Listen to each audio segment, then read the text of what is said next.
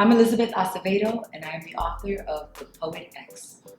The last book that I read was called Juliet Takes a Breath by Gabby Rivera, and it is an amazing story about a queer woman of color who has to travel across the United States to actually find where she fits in.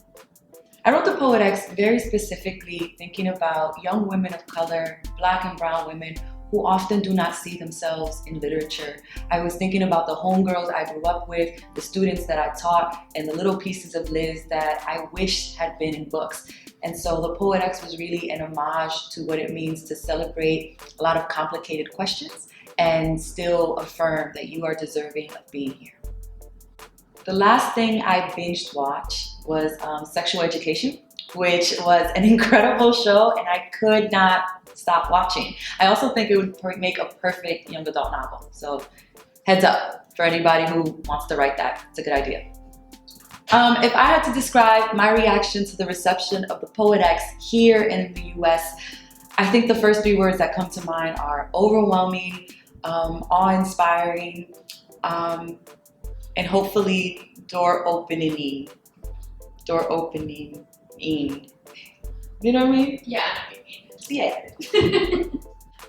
I think aspiring poets need to read widely, and that means many things, right? It means reading across genre. It means reading in literature, maybe poets you didn't think you would be inspired by, but it also means what is the other kinds of art that we don't typically think of as literature that you can also read? What does it mean to go into an art gallery or museum and still find inspiration there and be able to know who you're in conversation with? When I was little, I really wanted to be a politician because I knew that that would be one way that I could make change in my community. My favorite place to visit, I went to Thailand when I was a teenager, and I just thought it was one of the kindest cultures that I'd encountered, and also the food was fantastic, and so I would love to return. Favorite memory of that place was a night market. I mean, it was midnight, there were hundreds of people in the street, and they had this like Nutella waffle thing that was just amazing. If I could co-write a book with absolutely anyone, it would be with Tomi Adeyemi because she is fierce, she is dope, and I love the way that she talks about magic. She's also my homegirl, so it'd be easy. Favorite music genre would be neo-soul and hip-hop, and bachata. I like a lot of music. The last song I listened to, my best friend and I just had the whole Rihanna album on repeat, her latest, and so it was fun to just listen to work over and over.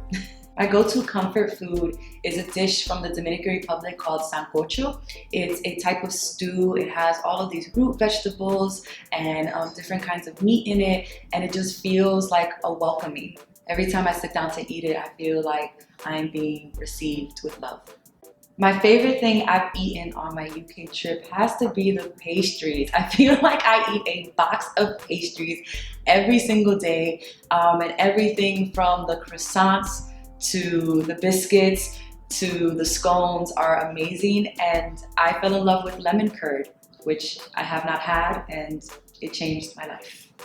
What I do to unwind is I read a lot of romance novels. I find that the world can sometimes feel incredibly scary, and reading something that you know is going to end in a happy ending is really reassuring.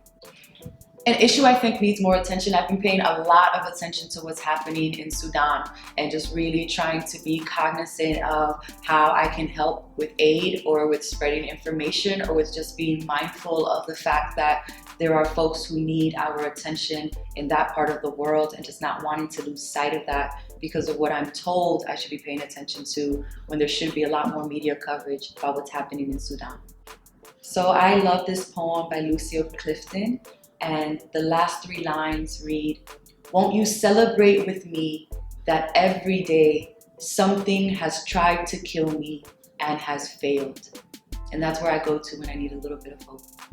The biggest difference between writing a novel in prose and a novel in verse is that trying to hold a lot of pieces of poetry in your head can be really hard. And so following a plot line in verse was really difficult for me. I had all of these disparate pieces most of which were about Xiomara's feelings, and I had to kind of try to figure out a narrative arc. Whereas where I'm writing in prose, the ability to see the plot line feels a lot clearer because the sentences are leading you towards the next thing that happens, right? And so I think you're more focused on the verb in prose, what is going on, what is the thing that is being done, and in verse, I'm more focused on what is being felt.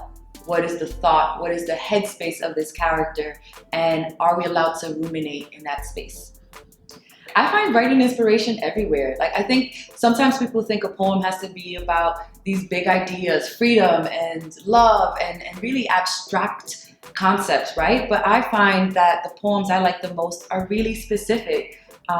Getting your nails done at the salon and realizing someone is holding your hand who maybe you don't know too well, and that moment of human interaction matters.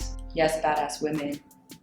I admire so many different kinds of women. Lucille Clifton, who I mentioned, who's my favorite poet. My mom, who was the first person to arrive in the United States and then brought her entire family of 14 siblings and 60 first cousins, right?